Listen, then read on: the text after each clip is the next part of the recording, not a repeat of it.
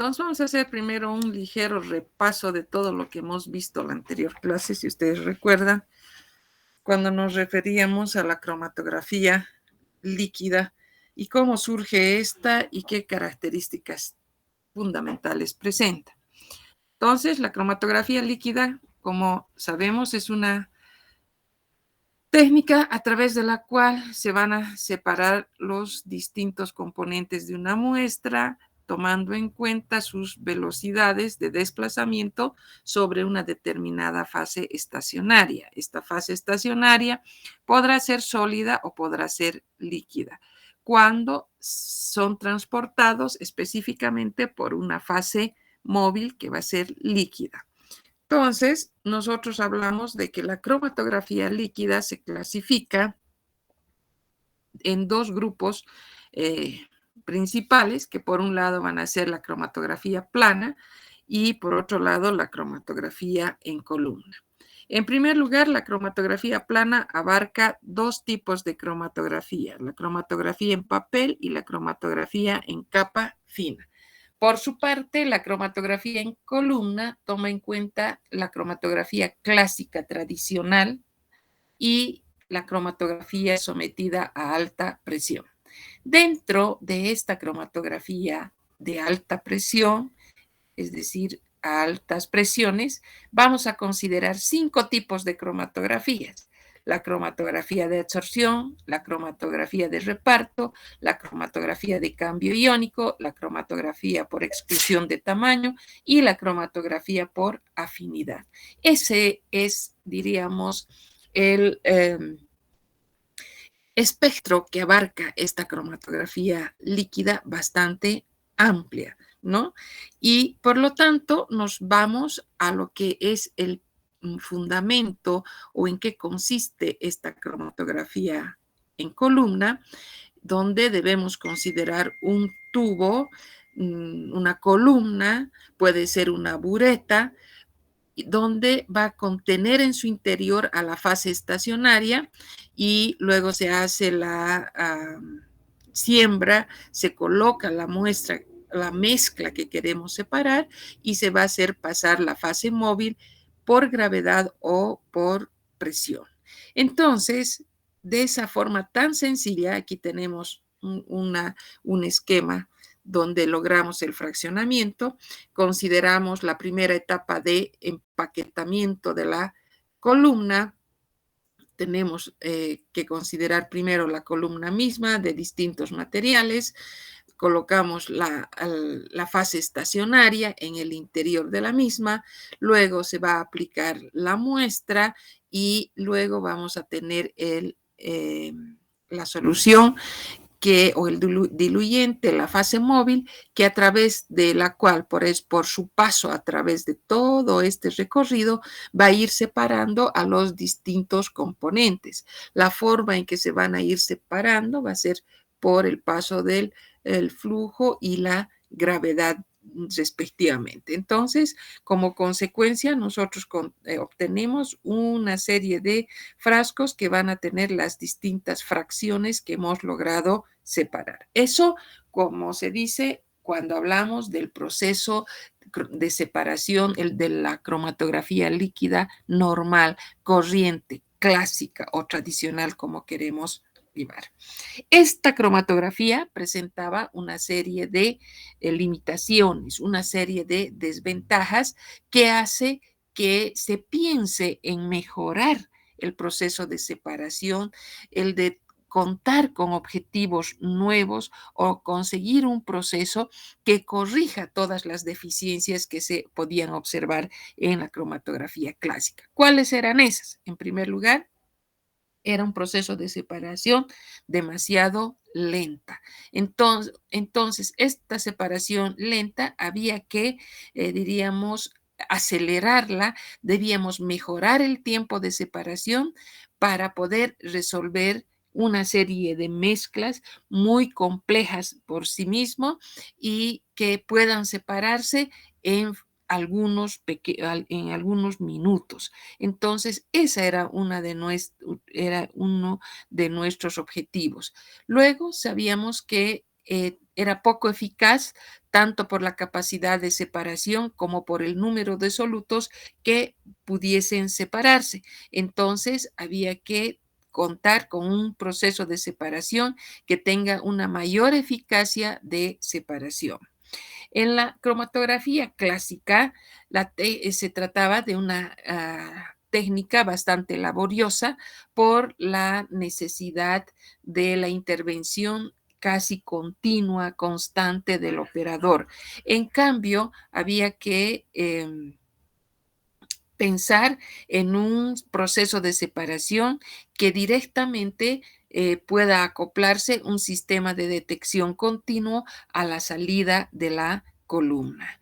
Y a partir de eso también reconocemos que este proceso tradicional no tenía la posibilidad de proporcionar directamente el cromatograma.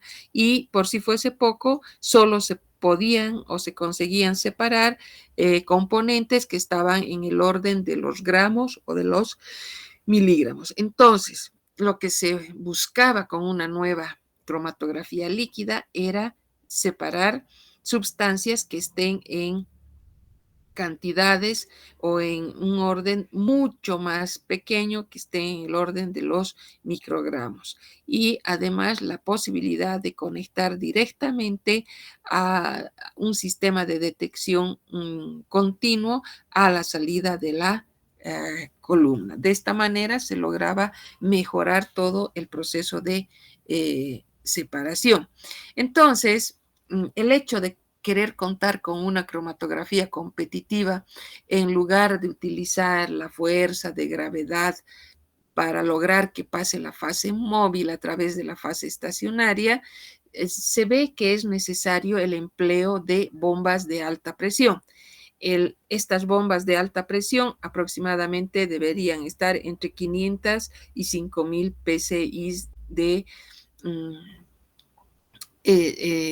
presión, de tal manera que el empleo de la presión elevada de la fase móvil permitía reducir el tamaño de las partículas en la fase estacionaria, reducir la duración del tiempo de separación cromatográfico, inclusive unas 50 veces, y también permitía una detección continua del eluido. Al mismo tiempo, también no debíamos descartar que si bien buscábamos esta serie de ventajas, también este surgimiento de la nueva cromatografía, del nuevo proceso separativo, necesariamente incluía una mayor complicación técnica, si vale el término. Eso sugería contar con personal totalmente especializado, entrenado previamente en el manejo de estos equipos, y obvio era el aspecto económico, donde se producía un aumento bastante elevado en la adquisición y en el mantenimiento del instrumento. Entonces, resumiendo, las diferencias fundamentales que encontrábamos entre el HPLC y la cromatografía clásica era que, en primer lugar, la cromatografía a alta presión requería contar con presiones de líquidos muy elevados, entre las 600 atmósferas o más. Luego, el empleo de columnas que tengan un diámetro bastante pequeño, que oscilaba entre 1 y 7 milímetros. Luego, también el diámetro de las partículas del soporte de la fase estacionaria debían ser demasiado pequeñas.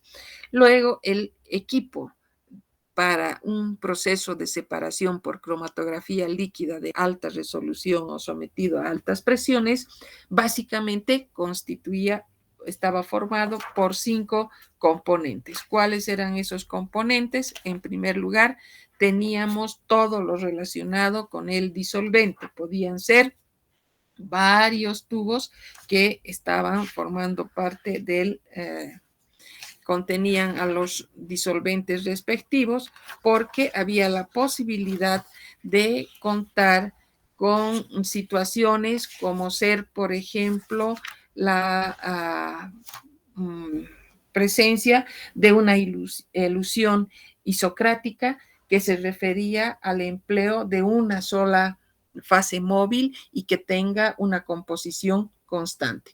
Y la otra alternativa que se refería al tomar en cuenta una elusión en gradiente donde por lo menos existían dos disolventes o más también que tenían características distintas como el caso de la polaridad y cuya relación va a ir cambiando durante el proceso de elusión cromatográfica. Y algunas veces de manera continua, otras veces en una serie de etapas. De esta manera sabemos que con este tipo de elusión se lograba incrementar la eficacia del proceso de separación. Es por eso entonces que es importante considerar este sistema de los depósitos de la fase móvil para el tratamiento de los distintos disolventes que se tenían que encontrar presentes en el mismo. Para esto, nosotros tenemos que ver que, además, en estos eluyentes había que considerar la desgasificación. ¿Con qué objetivo?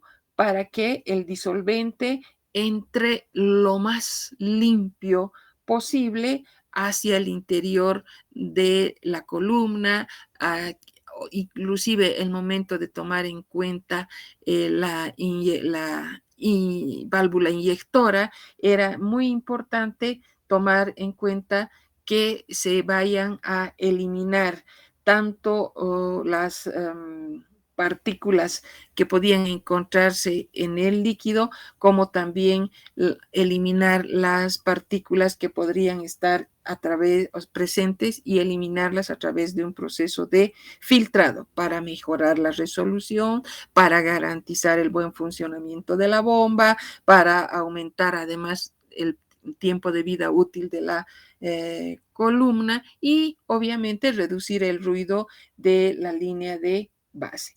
Estos procesos que se llevan a cabo de desgasificación, de filtrado, etcétera, etcétera, van a eliminar todo tipo de burbujas que pudiesen estar contenidos en los disolventes.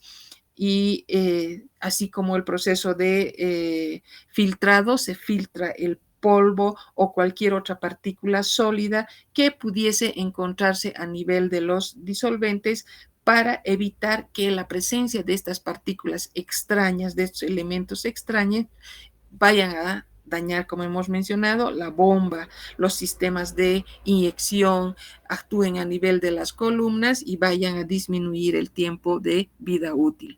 Después encontramos un otro componente que lo vamos a conocer como es todo lo relacionado con la parte del sistema de bombeo. En este sistema de bombeo no solamente se considera a la bomba, sino vamos a considerar a una serie de elementos adicionales complementarios que logran un buen funcionamiento o un buen desempeño que llegue a tener la bomba desde sus válvulas de entrada, de salida, los amortiguadores de impulsos, aquellos conductos que nos llevan al desecho, como las válvulas de drenaje, las jeringas, los filtros, los reguladores de contrapresión, etc. Entonces, este sistema de bombeo tiene como objetivo el suministrar una presión adecuada a la columna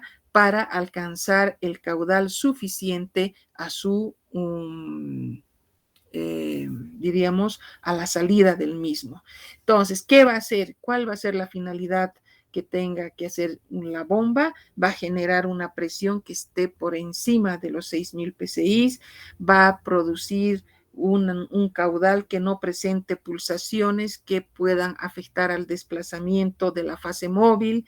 Luego vamos a ver que tiene necesariamente que existir la reproducibilidad. tienen que haber intervalos de caudales, deben ser resistentes a la corrosión, normalmente son de acero inoxidable, de teflón, químicamente tendrán que ser inertes y no reaccionar con la fase móvil ni con la presencia de algún tipo de solutos. Entonces, dentro de este sistema de bombeo, nosotros encontramos tres tipos: las recíprocas, las de desplazamiento de jeringa, las neumáticas o de presión constante.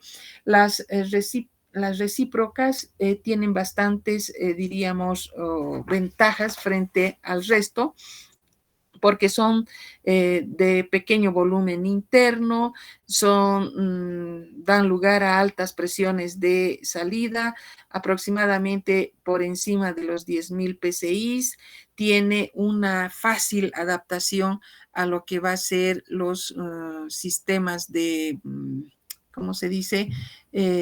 A los tipos de elusiones en gradiente, van a lograr caudales constantes. Después vamos a ver que una desventaja podría ser la presencia del flujo pulsado. Esa vendría a ser la desventaja en este caso. Luego tenemos las bombas de desplazamiento, otro tipo de mecanismos de estas bombas, tienen una ventaja de presentar un flujo independiente de la viscosidad o también de la contrapresión. Otra ventaja es el flujo, que es libre de las pulsaciones, y la desventaja que podríamos considerar es la capacidad del disolvente, que va a ser bastante limitada, y la dificultad para utilizar distintos tipos de disolventes. Por eso decimos la dificultad en el cambio para el cambio de disolventes.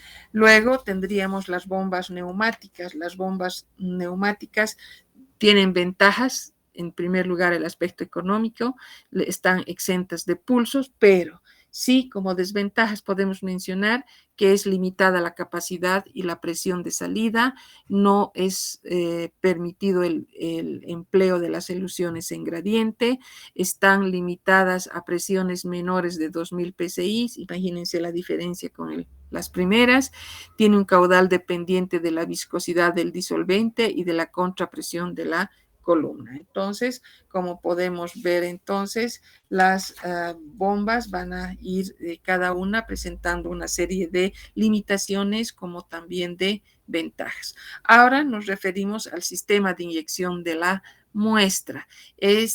En esta partecita tenemos que considerar que es un componente muy importante, es una etapa muy importante el hecho de introducir la muestra en la corriente de la fase móvil.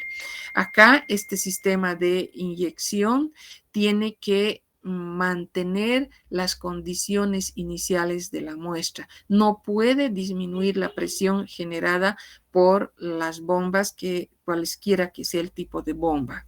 Dentro los tipos de sistemas de inyección de la muestra existen diversos. En primer lugar tenemos el sistema de inyección septum, que es muy parecido al empleo de una jeringa y una aguja. Tiene la ventaja de tener un bajo costo, es bastante sencillo, y la desventaja constituye la baja reproducibilidad que pudiese presentar. Luego tenemos un sistema de válvula rotatoria con 6 entradas, o también pueden tener 2 posiciones. Aquí presenta un sistema de bucles. Este tipo de sistema de inyección presenta la ventaja de contar con una elevada reproducibilidad. Y luego hablamos de las columnas. Las columnas, que es el lugar donde se produce la velocidad diferencial de los solutos, que va a permitir la separación de cada uno de los componentes de la muestra o de la mezcla. También va a depender del relleno, del tamaño, de la naturaleza química. La vida de una columna de uso continuo puede ser aproximadamente de unos 6 meses, por eso la necesidad de contar con una precolumna, que son digamos, de un precio bastante asequible. Tienen la posibilidad de utilizar unas 400 veces, tienen la ventaja de mantener un mayor tiempo de vida útil a la columna y mejoran la eficiencia en el proceso de separación cromatográfica. Son construidas de acero inoxidable para poder soportar altas presiones y son de pequeñas dimensiones y también partículas para una mejor resolución y una sensibilidad con menor gasto de disolvente y también con un ahorro de tiempo. Las características de las columnas entonces van a ser que son entre 10 a 30 centímetros de tamaño, tienen un diámetro interno aproximadamente de 4 a 10 milímetros. Aquí es importante tomar en cuenta el tamaño de las partículas de relleno, que aproximadamente están entre 1,8 a 10 milímetros. Cuando nos referimos a la precolumna, esta se ubica por delante de la columna, cuya finalidad va a ser eliminar los contaminantes de la fase móvil del relleno. Este relleno va a ser muy similar al de la columna, el tamaño de las partículas van a ser mayores para poder minimizar el aumento de la presión. Según el relleno, estas entonces se van a clasificar en función de su consistencia, según la porosidad que puedan tener las partículas, en función de las mismas partículas y en función del diámetro medio de las partículas. Entonces, esa es la clasificación de los distintos rellenos que tenemos para luego pasar al otro componente que va a ser el sistema de detección. Cuando hablamos y nos referimos al sistema de detección, vamos a decir que este se lo va a ir a colocar exactamente a la salida de la columna y es el que origina una señal analítica que una vez amplificada y una vez registrada va a dar lugar al cromatograma que nos va a proporcionar la información necesaria. ¿Cuáles van a ser las condiciones ideales para contar con un buen detector en HPLC? Debe proporcionarnos una respuesta universal, debe tener una elevada sensibilidad, debe tener una capacidad para detectar un pequeño volumen y así evitar la posibilidad de ensanchar los picos, debe tener un bajo ruido de fondo, no debe ser destructivo, debe ser robusto, debe ser barato y de fácil manejo. Entonces, cuando nosotros nos referimos ya ahora a los distintos detectores, tenemos que mencionar a estos sistemas de detección, que son 3 tipos de detección.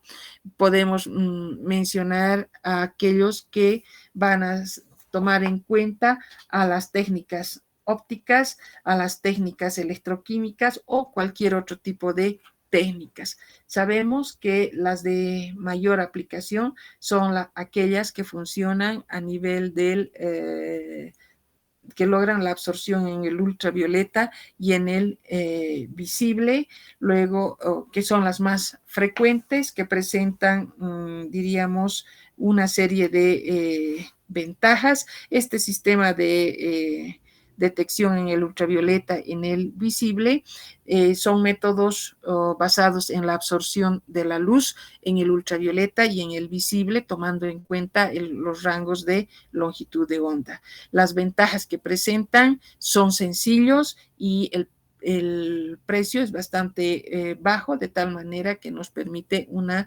mayor posibilidad de adquisición.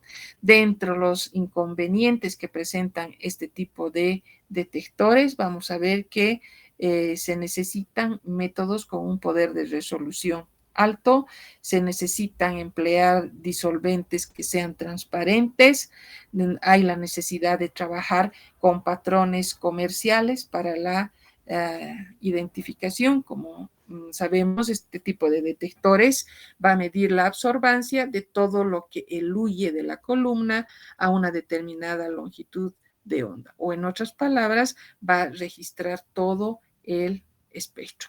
Para corregir y minimizar el ensanchamiento, por ejemplo, de la banda, el volumen de las cubetas debe ser lo menos posible, entre 1 hasta 10 microlitros. Entonces, eso en cuanto a las columnas que nosotros podríamos mencionar.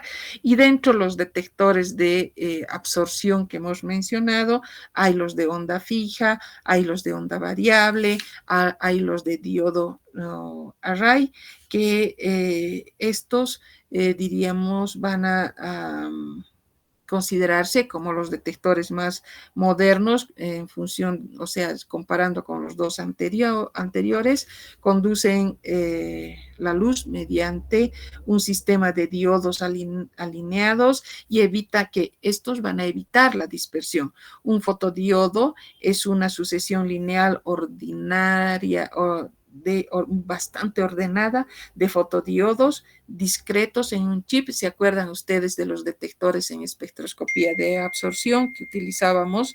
Un chip, ¿no es cierto? En este caso, igualmente son chips con circuitos integrados. Entonces,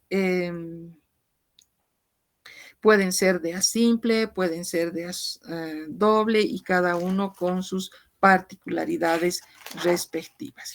Ahora, cuando nosotros nos referimos ya, una vez que tenemos los sistemas de detección, podemos mencionar la detección fluorescente, podemos utilizar también o mencionar a un detector del índice de refracción, hay detectores de dispersión de la luz, etcétera. Ya eso va a ir, digamos, variando de acuerdo al modelo y las características del cromatógrafo que estemos utilizando. Ahora nos toca ver los principales sistemas de detección que van a poder ser acoplables a la HPLC. Dentro de estos sistemas de detección que hemos mencionado, tenemos las técnicas ópticas que hemos mencionado ya, las técnicas electroquímicas y las otras técnicas. Bien, lo que nos toca ver ahora es los tipos de cromatografía. En un principio, cuando hablábamos de la clasificación del HPLC, nosotros habíamos mencionado 5 opciones, ¿no es cierto?, de tipos de cromatografía. En primer lugar, habíamos tomado en cuenta las de partición o de reparto, donde la fase estacionaria era un líquido retenido por un sólido y un soporte. Luego teníamos la cromatografía de absorción, luego teníamos la cromatografía de cambio iónico, la cromatografía de afinidad y la cromatografía por exclusión de tamaños. Vamos hablando entonces, en primer lugar, del primer caso cuando nos referimos a la cromatografía de partición o de reparto. Aquí vamos a ver que esta cromatografía se caracteriza en la distribución de los solutos entre una fase móvil líquida y otra estacionaria que también va a ser líquida. Van a ser inmiscibles y soportadas sobre un sólido inerte, donde la causa de la discriminación entre los solutos van a ser las diferencias que puedan presentarse en cuanto a la solubilidad. Según la clasificación, según la naturaleza de las fases líquidas implicadas, van a ser la cromatografía de reparto en fase normal, la cromatografía de reparto en fase inversa o reversa. Luego podemos tomar en cuenta, según la relación entre el sólido o soporte inerte y la fase estacionaria activa.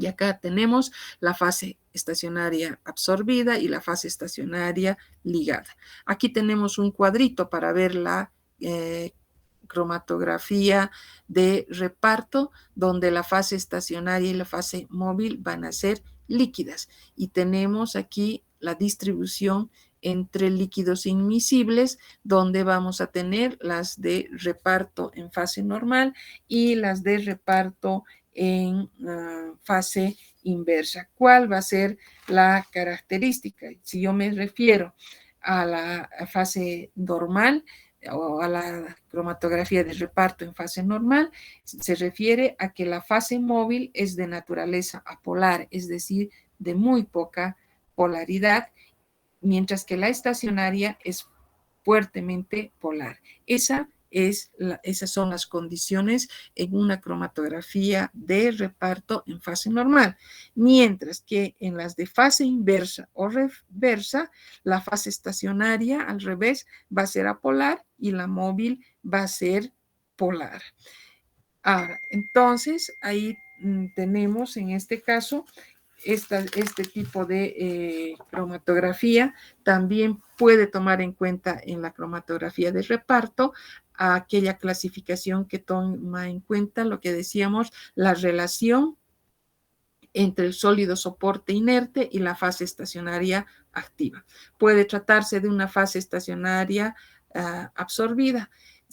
Aquí se produce una retención por una interacción físico-química de la fase estacionaria química con algún sitio activo del sólido soporte. Y en el caso de la fase estacionaria ligada, cuando se establece una especie de anclaje químico entre el sólido soporte y las moléculas de la fase estacionaria líquida. Este tipo de cromatografía de reparto es muy común cuando se procede a trabajar en mezclas de aditivos de bebidas que no sean alcohólicas, en el caso del uso de insecticidas que normalmente o generalmente pueden ser organofosforados. Tenemos entonces otra cromatografía que va a ser la de exclusión por tamaños. Esta se denomina también cromatografía de filtración sobre geles. Es aplicada específicamente a aquellas especies de elevado peso molecular, como ser las proteínas, como ser los azúcares, como ser los ácidos grasos.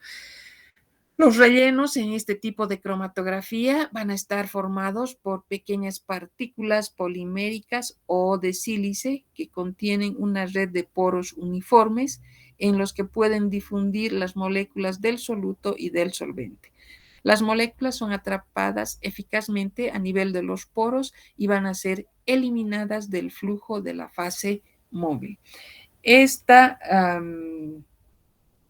cromatografía de exclusión por tamaños generalmente va a ser aplicada en la separación de unas mezclas de zumos donde se separarán algunos azúcares como la sacarosa, como la glucosa, como la fructosa.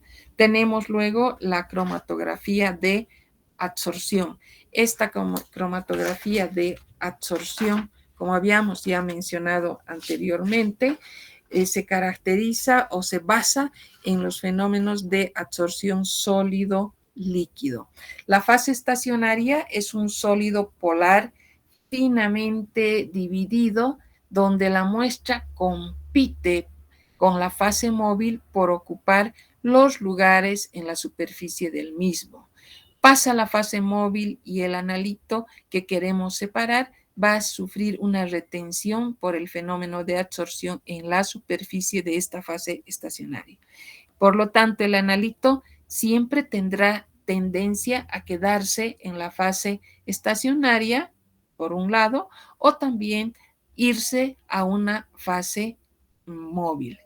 Estos procesos de absorción y desorción van a hacer que se diferencien unos analitos de otros a lo largo del proceso de separación. En este tipo de cromatografía se utilizan una serie de rellenos, donde los más empleados va a ser el sílice, ya que es estable y no es frecuente que se lleven a cabo absorciones irreversibles, como en el caso de la alúmina cuando se utiliza esta.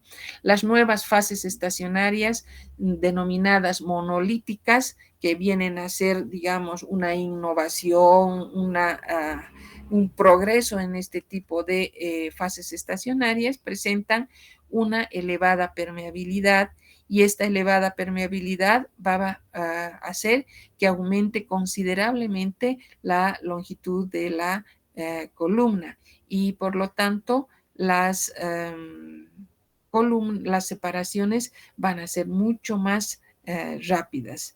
Entonces, ¿quiénes utilizan o para qué tipo de muestras se utiliza esta cromatografía de absorción? Cuando se trabajan con compuestos isómeros, siendo los del grupo cis los que van a ser más retenidos que los isómeros trans.